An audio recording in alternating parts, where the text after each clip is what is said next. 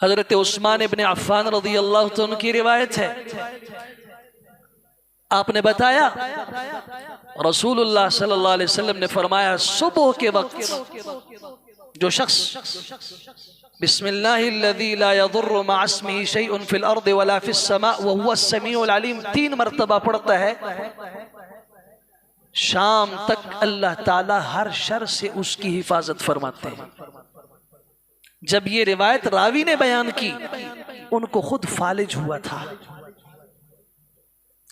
तो देखने वालों में, सुनने वालों में एक आदमी ने कहा, आप ये रिवायत खुद बयान कर रहे हैं कि जो इसको पढ़ता है वो हर बीमारी से और हर शर से महफूज रहेगा। आप अपने आप को देख रहे हैं, आपको भी फालिज हुआ है। सुभान अल्लाह। हदीस के वो रावी कहते हैं,